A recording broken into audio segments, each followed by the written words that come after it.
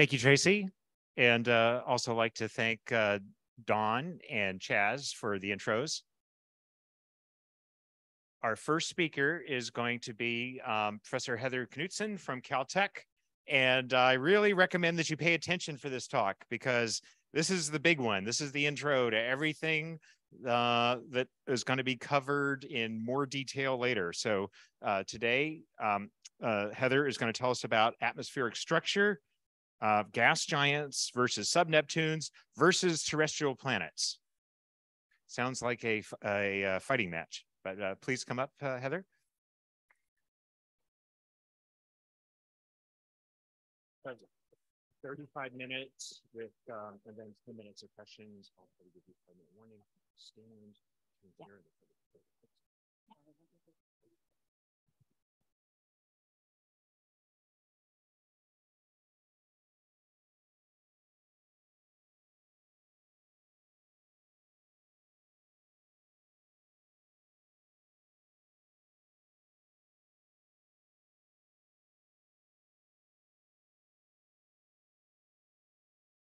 Little theme stuff at the top, so yep.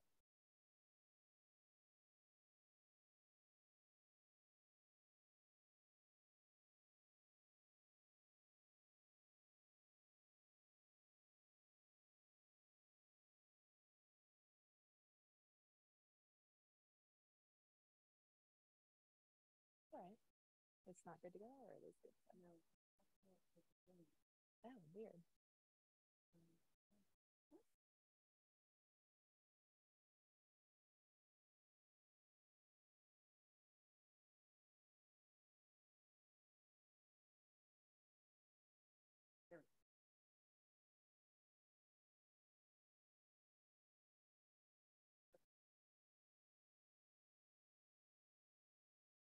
All right, so it's a tall ask to introduce an entire field, and it really is its own field at this point. So I'm not going to try and cover everything by any scope of the imagination, but in setting this up for you guys, I wanted to really do two things. So first, I wanted to give you a tour of the kinds of planets that we have available to study. And so this is really focusing on the populations that we see in surveys, and in particular on the populations that are accessible to atmospheric characterization.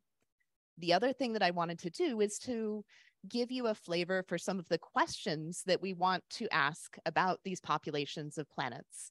Things like, is there an atmosphere? What's it made of? How much is there? So setting up the questions that will then be answered, or at least have a way to answer them described in the following talks. All right. There we go. Okay. Yep. So there are 3 techniques that I'm going to focus on in my talk today. There are more techniques than this that allow us to find planets around other stars, but I think these are really the 3 sort of main ways, both in numbers, that we have found planets around other stars, but also these are going to be the ways that we find planets that are accessible to characterization. So first and foremost, the significant majority of all the planets and planet candidates that we know of today were discovered using the transit technique. So the way this technique works is we rely on a lucky alignment of geometry, and we look for stars where the planet passes in front of the star as seen from the Earth, and that blocks part of the star's light and causes the star to dim in brightness. So the main thing that we learn from that technique is we learn the size of the planet and we learn its orbital period. And so this is thinking about sort of what we learn from surveys. Obviously, there's a lot more we can learn from transits. All right, another workhorse of surveys is the Doppler or radial velocity method. So in this case, the planet orbiting around the star actually tugs the star back and forth, and we can infer the presence of a planet by the star's motion. So this technique is sensitive to the mass of the planet along with its orbital period.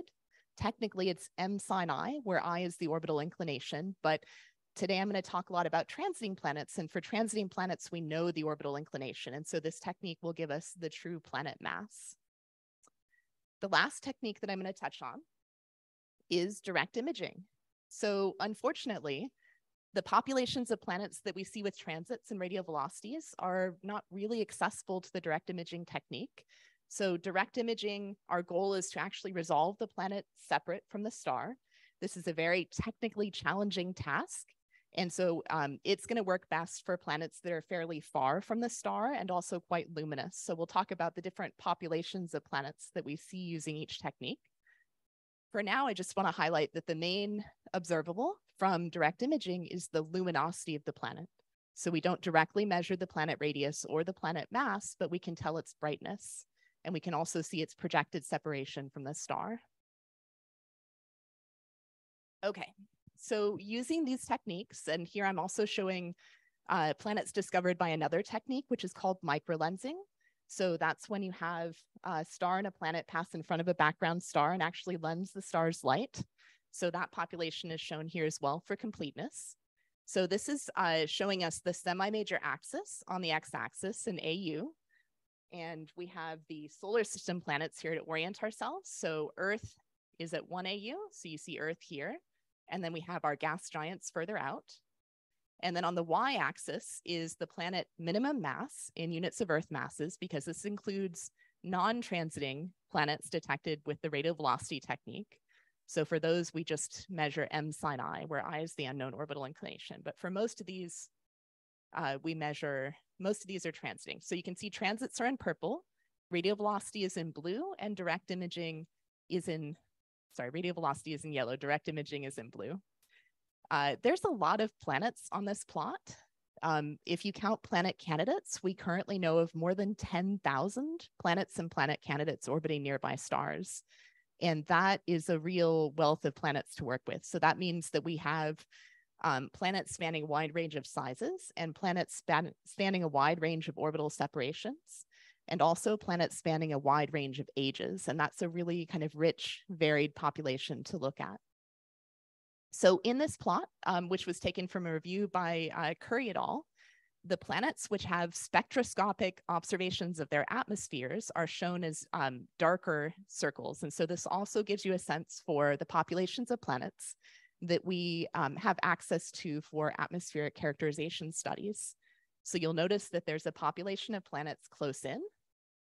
There are mostly more massive planets,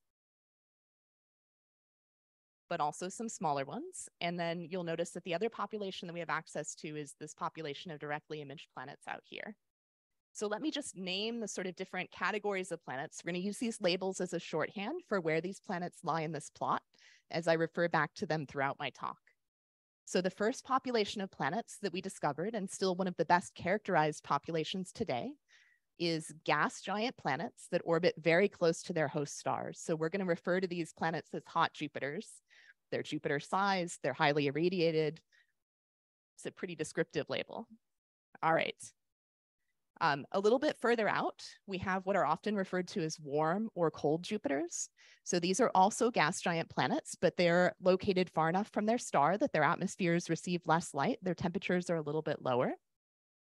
Out here on the far right, we have directly imaged planets, and we often include brown dwarfs in the same population. So there's a continuum of objects with masses ranging from sort of Jupiter size on up through tens of Jupiter masses. And so there's sort of a continuum of objects and properties in that range. And then here on the bottom, we have a population of close-in planets, which are quite small. So these are planets that are all smaller than Neptune, and we give them different labels based on what we think they're made of. So rocky planets we call super-Earths. Planets with hydrogen-rich envelopes we call sub-Neptunes. And planets with water-rich envelopes we call water worlds. So this is sort of a mishmash of planets that could be made of many different materials, and they're all kind of in this lower left part of the plot. Okay, so another important part of this picture is to ask how common is each kind of planet, because what I showed you on the previous plot was the planets that are found by our survey. So this is very heavily skewed towards the planets that are easy to detect, so that we see a lot more close-in planets and we see a lot more big planets in that list of detected planets. When we correct for the sensitivity of the surveys, we can derive occurrence rates for each of these populations. So the occurrence rate of hot Jupiters is actually quite small. They're very easy to find, but Astrophysically speaking, they're relatively rare. So only about 1% of sun-like stars host a hot Jupiter. And I should mention that I'm call them order of magnitude occurrence rates. Depending on the exact study, these numbers can vary by, say, a factor of a couple, maybe less, but just to give you a rough sense for the number. All right, so as we go further out, planets that are located at a distance of sort of an AU out to 10 AU, those are much more common. So we preferentially see gas giants further away from their star. So the occurrence rate for warm or cold Jupiters is about a factor of 10 bigger than for hot Jupiters. And for directly imaged planets, those are also found around about 10% of stars. So remember, these are preferentially even more massive. These are a few up to 10 times the mass of Jupiter. And these are located at distances of tens of AU. The catch is that these are actually pretty rare around sun-like stars. So that 10% number that I'm quoting, that's for stars that are bigger than about 1.5 times the mass of the sun. So another thing to keep in mind for those planets is that that's not a planet that we find around a sun-like star. That is a population that's around massive stars. Okay, by far the most common kind of planet around sun-like stars are these small planets. So something like half of all sun-like stars have a planet of one of these types. So anything broadly between 1 and 3 times the radius of the Earth. And about half of sun-like stars have one of those planets with orbital periods of 100 days or less. So this is, again, a population of small and close-in planets. Okay, that's for sun-like stars. We have occurrence rates also for these planets around M dwarfs. So the two key things to keep in mind for M dwarfs is that gas giant planets are less common around M dwarfs, and small planets are more common. So the giant planet occurrence rate goes down by a factor of a few, and the small planet occurrence rate goes up by a factor of a few. So more small planets, fewer big planets. Okay. So now that we've talked about the populations that we want to study, I wanted to put together a short list of questions that we might ask about their atmospheres. So if we have kind of a top 3 list of questions we want to answer with the techniques you'll hear about throughout this week, what are those questions? So the first question that we ask is, what is the atmosphere made of? I guess, is there an atmosphere? What is the atmosphere made of? And how much is there? So is it mostly hydrogen and helium? Is it mostly heavier molecules like carbon dioxide or water? What fraction of the total mass of the planet is the atmosphere? Planets like Jupiter are completely dominated by their gas envelopes. Planets like the Earth, the atmosphere is a pretty small amount of the planet mass. We also want to know the temperature of the atmosphere. So here I mean temperature in some sort of globally average sense, and I'll come back to that a little bit later on. We also want to know how the atmosphere is heated. We want to know, is the planet's atmospheric temperature set by the light that it receives from its star, or is it dominated by some sort of internal luminosity? And we'll get different temperatures depending on what the answer is to that question. Lastly, it's very important for the sort of 3D picture of planetary atmospheres to know how quickly the planet is rotating. So many of the planets that we see on close-in orbits are assumed to be tidally locked, and they rotate very slowly. More distant planets can rotate more rapidly, and that's going to have important consequences for sort of the 3D structures of their atmospheres. Okay. So if we start with gas giant planets, I'm going to attempt to give you some answers to these questions. These are not answers that are based on atmospheric characterization studies. Rather, these are answers that are based on measuring the masses and radii of these planets. So if we measure the radius from the transit technique, we measure a mass from the radial velocity or other technique, we get a bulk density for the planet. And that bulk density is already telling us something about what the planet is made of.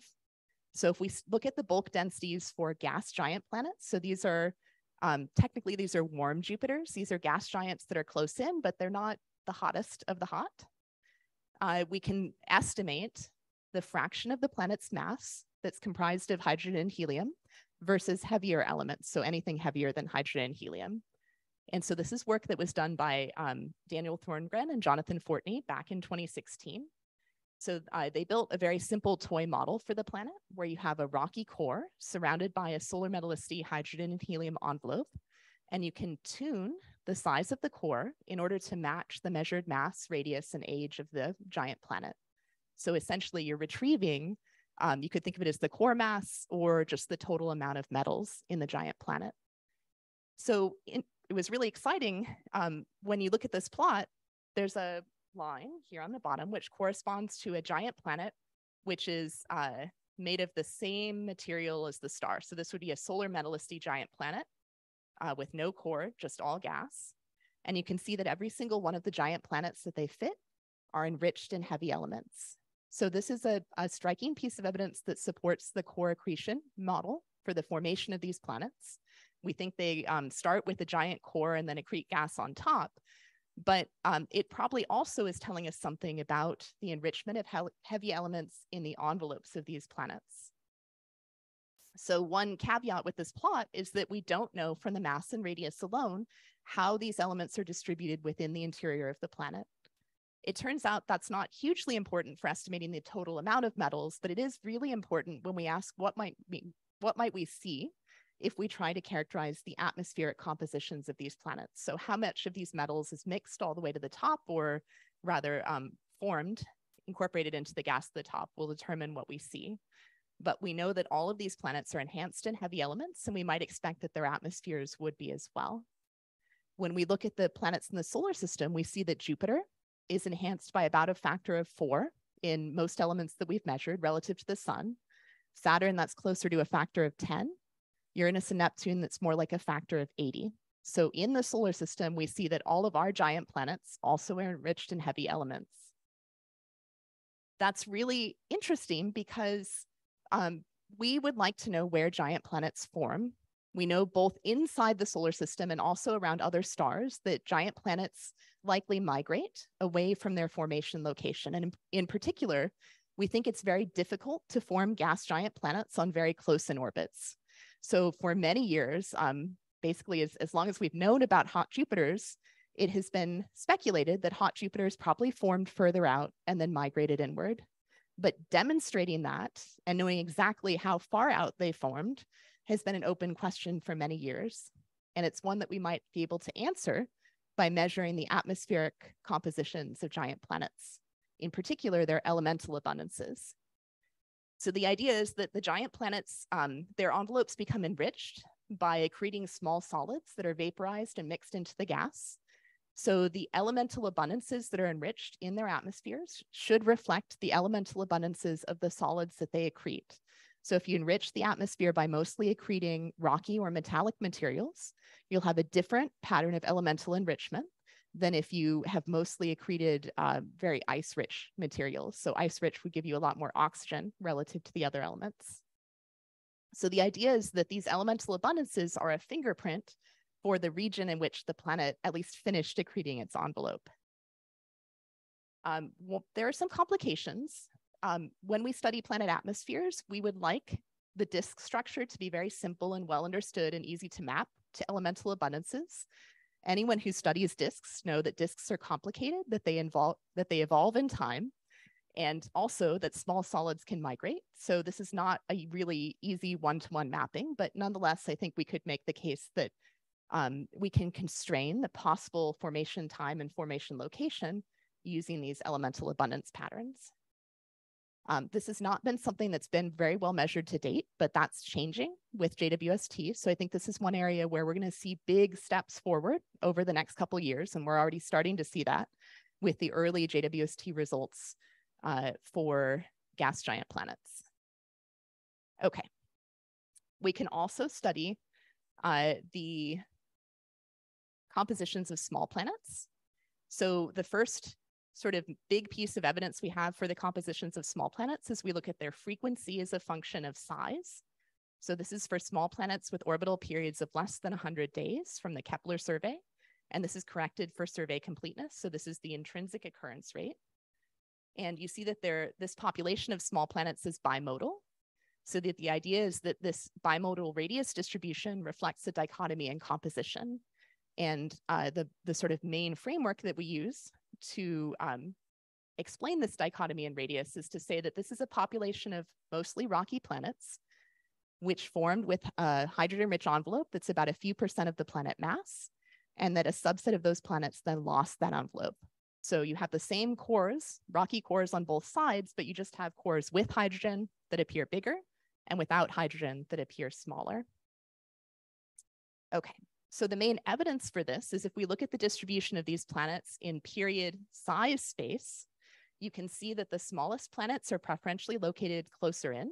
So this is consistent with the idea that the planets are more likely to lose their envelopes when they're really highly irradiated. It's harder to hold on to that gas, and also when they're less massive.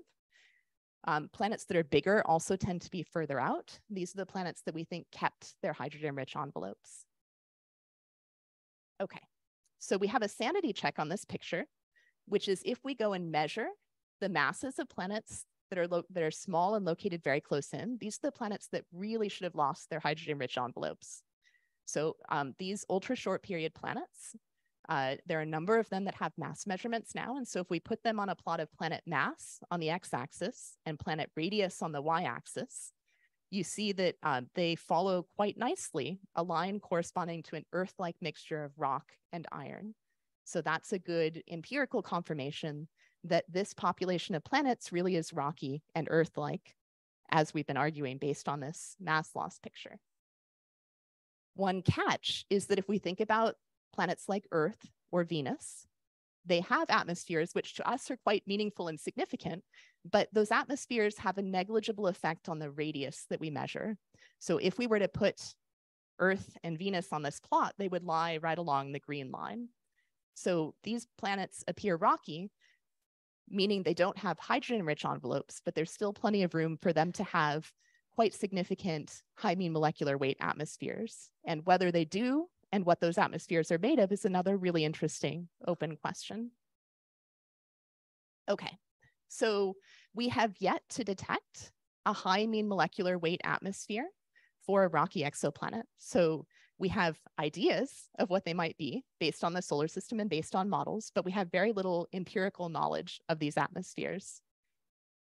We think that the composition of the atmosphere will depend on the composition of the solids that are accreted and then heated, and then they release gases that form the atmosphere. Common elements we think would end up in the atmosphere include things like carbon, nitrogen, oxygen, and sulfur.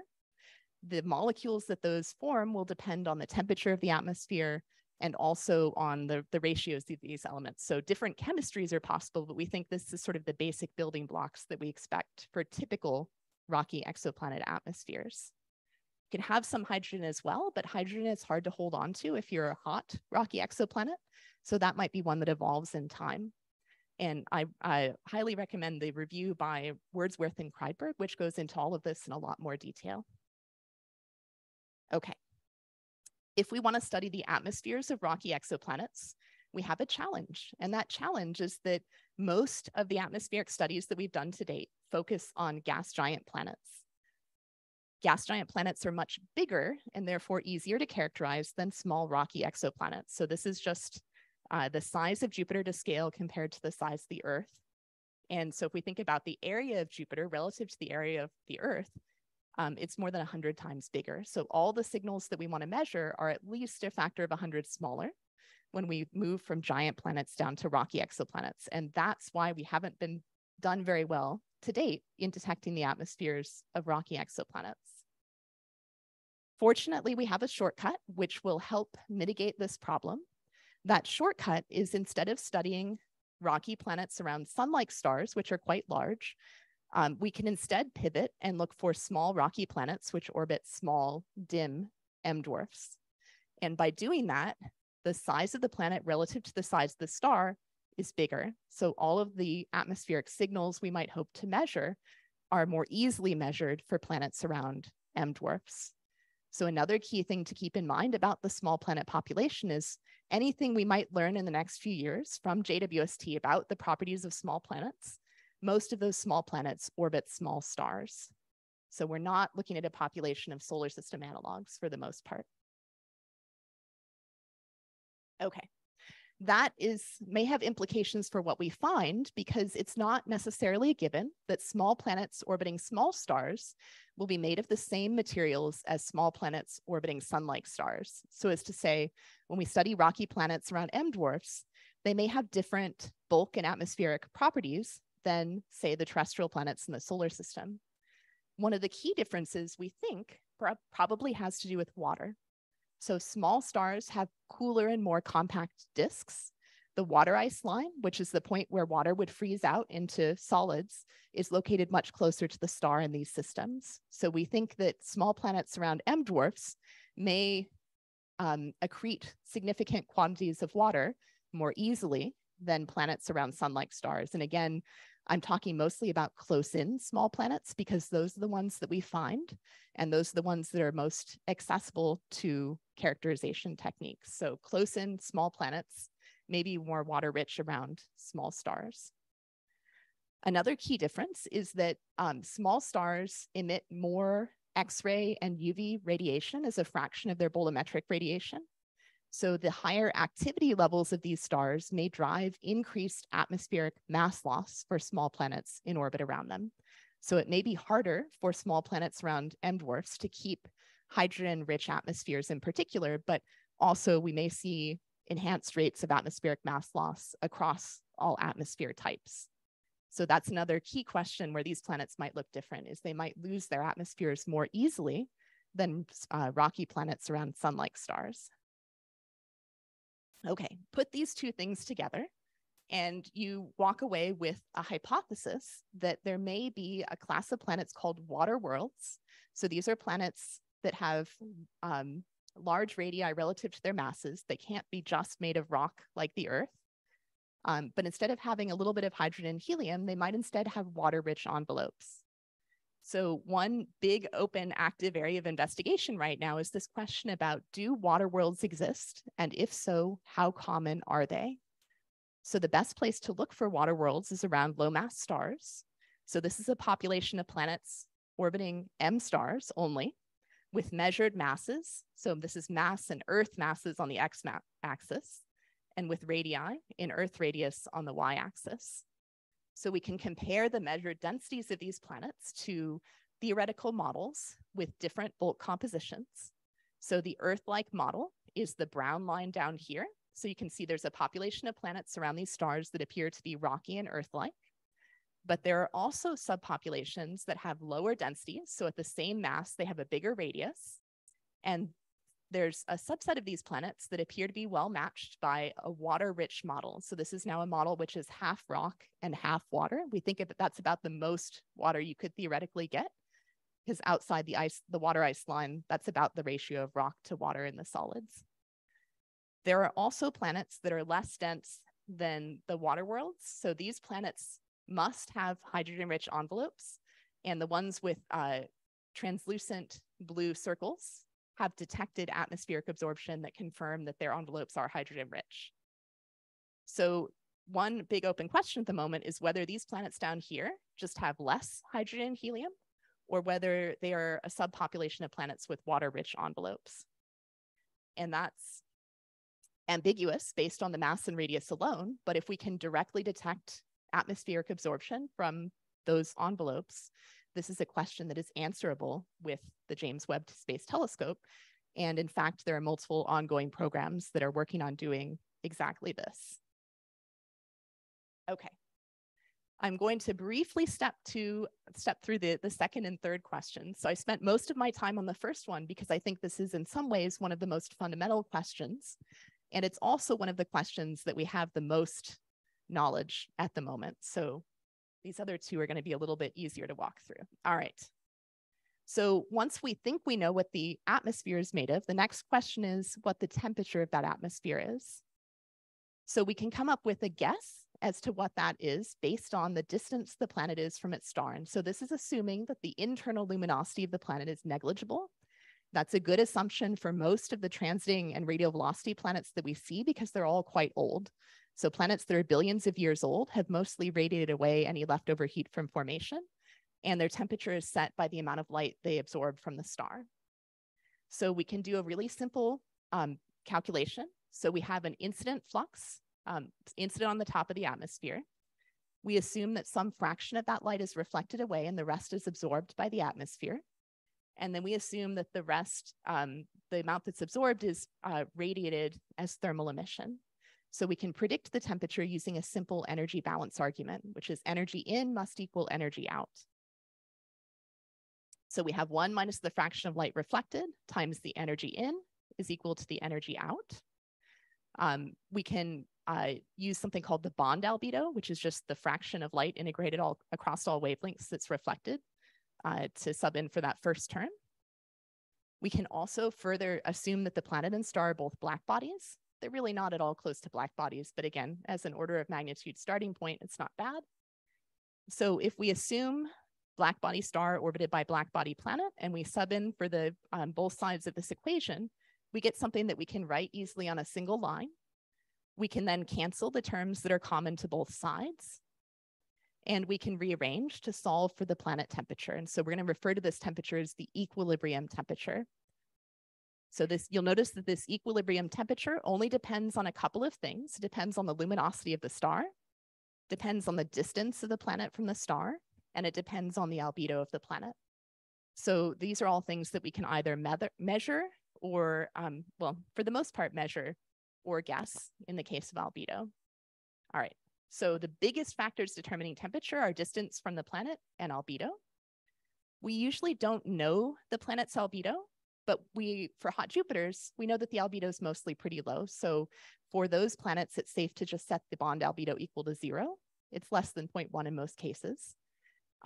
The only reason it would be higher is if the planet has very reflective global cloud layer like Venus. The bond albedo of Venus is closer to 0.75. So whenever there are clouds, albedo can go up. But if there are no clouds or minimal clouds, albedo will be low. Okay. We can do a similar exercise to predict, well, actually, I take that back.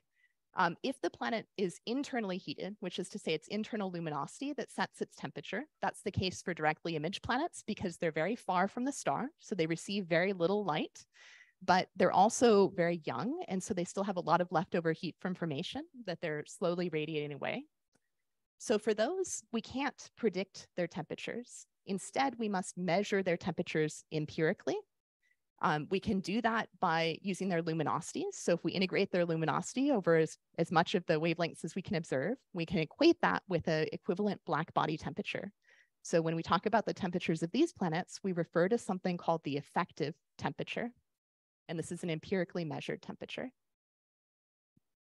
We can then relate that empirically measured temperature to these cooling tracks. So these are theoretical models for objects of different masses, ranging from brown dwarf masses all the way down to twice the mass of Jupiter. And you can see how the effective temperature predicted by these models is drastically dropping as a function of age.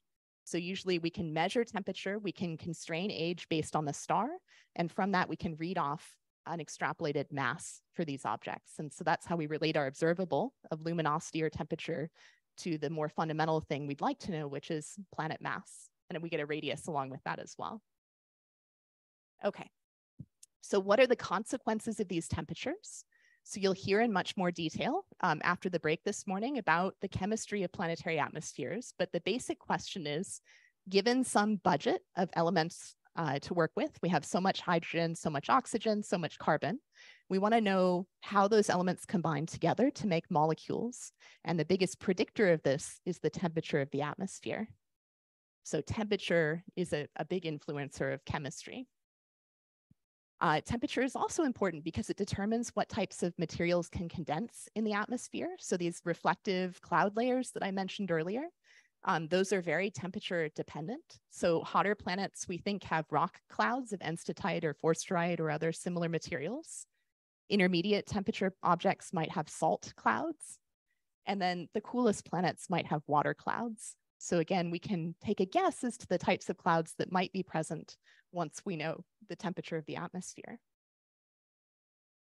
Okay, the final question is, how rapidly does it rotate? And this mostly depends on whether or not the planet is tidally locked. So very briefly, I will just mention that atmospheres are 3D. Everything I've said so far assumes the atmosphere is a globally uniform layer of gas, and that is very much not the case.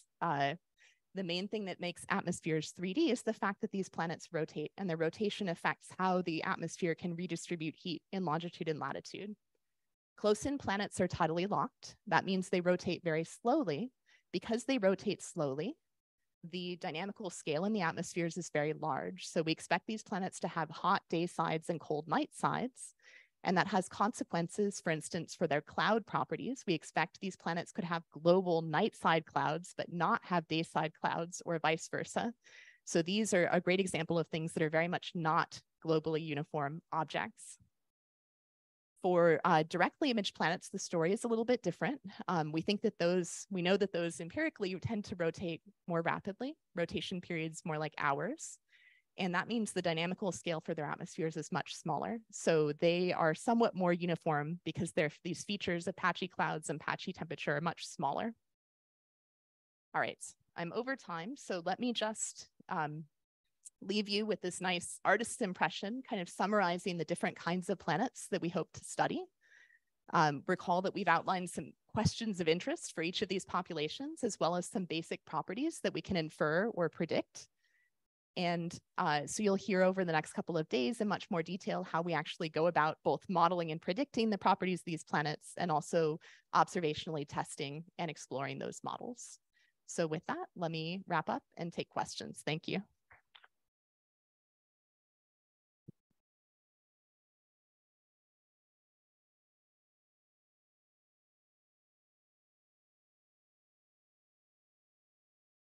Thank you, Heather, for an excellent talk.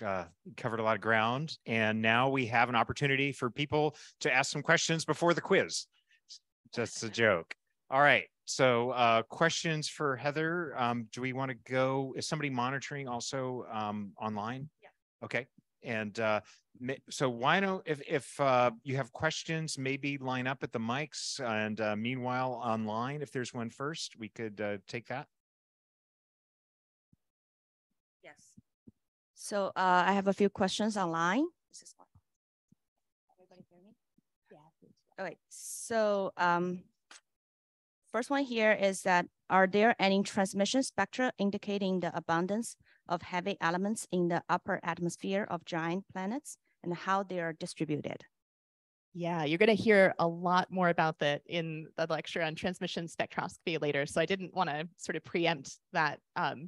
But in short, yes, hot Jupiters are our best targets to measure elemental abundances. And so the easiest molecules to detect in those atmospheres are things like water, carbon monoxide, carbon dioxide, and methane, and also some sulfur compounds.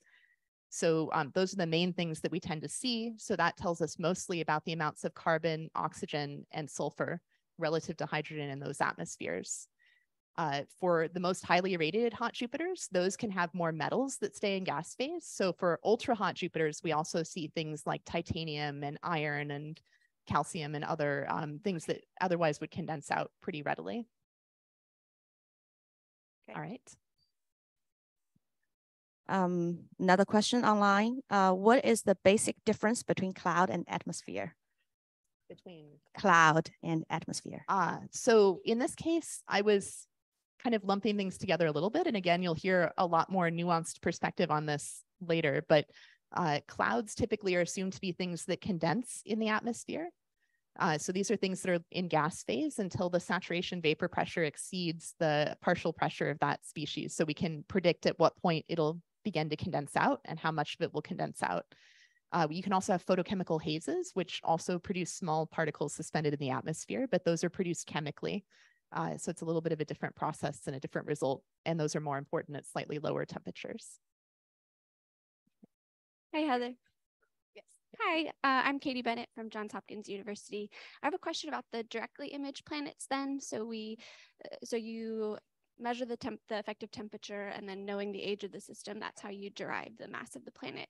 Are all of, like, I guess my question is the mass very unconstrained based on the uncertainties on the ages, or are the systems young enough that we have a much better sense of the ages of them compared to main sequence systems? Yeah, so, oh yes, okay.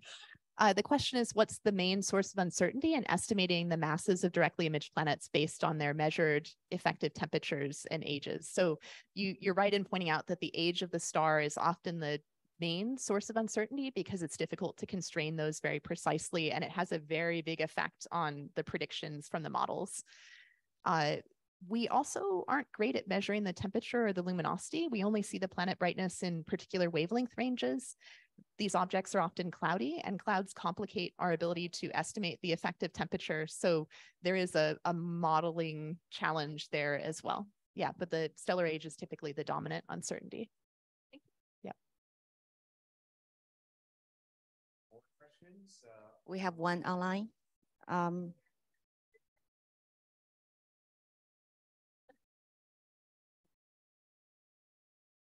Yeah. So, okay, let me just finish this online one. Okay.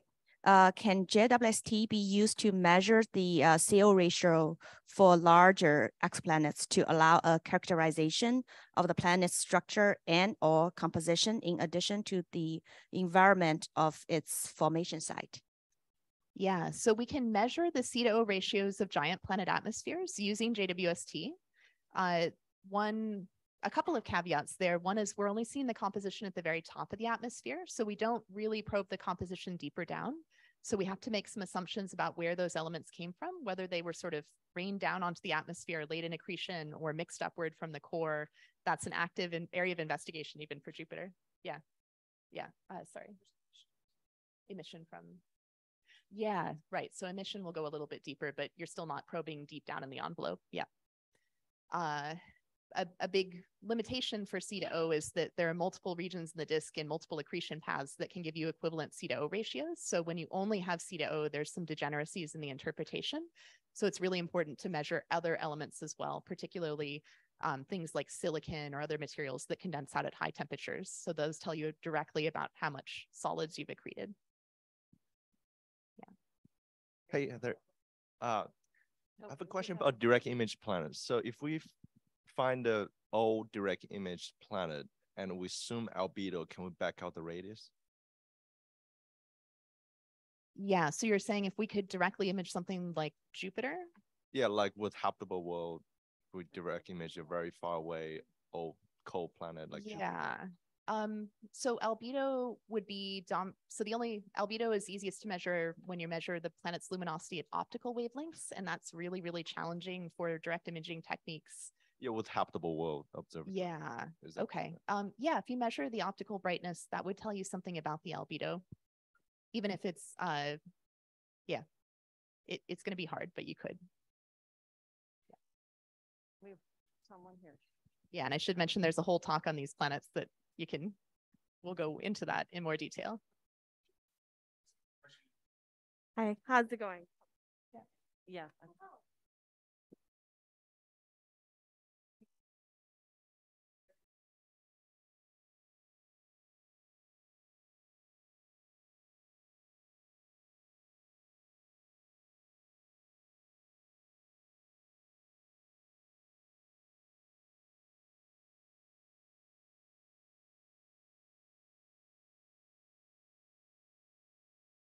Yeah, so the question for folks online is whether we might have names for these planets that are not just linking them to solar system analogs in the future. I think that's going to be true as we find more planets. So these names are based on the compositions and masses. And so in particular, let me point to water worlds as a potential example of something that has no solar system analog, unless you count the icy moons. But we don't call them super Enceladus or super Europas. We call them water worlds. So I think as we find that small planets have more diverse bulk compositions, we may have more names based on that.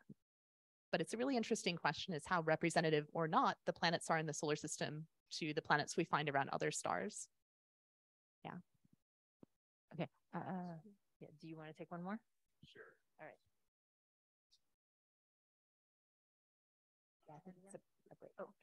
You're good? Okay. Oh, you're one. You're one more.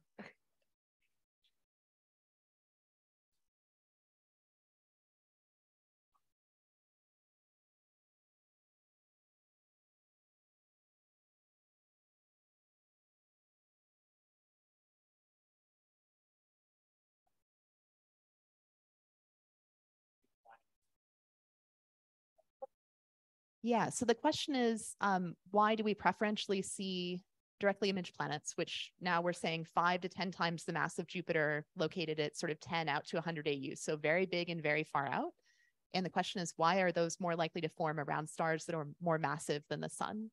So in order to form the giant planet, it's really important to have enough solids to form a core quickly, or to have a massive enough disk that it might be gravitationally unstable, depending on the formation mechanism. But for both of those, disk mass is a huge driver of whether or not giant planets can form. And we see that across from stars bigger than the sun, to sunlight, to things smaller than the sun. So disk mass is huge. To get it that far out, having a disk with a bigger radial extent is probably also important, and that's maybe more likely around more massive stars. So stellar mass is a huge driver. Yeah. I just want to make one thing. So there are a whole bunch of questions in the Zoom Q&A that we didn't get to, because there was like over 20 questions up there. So especially if you're a speaker, if you could get onto the Zoom and help us answer the questions, and maybe Heather can do that also, since she's the one that gave the talk. And anybody in the room or online, if you happen to definitively know the answer to one of the questions that is asked, you're welcome to help us answer questions online, because we're never going to get through all of them. So thank you. Let's thank Heather again for an excellent talk.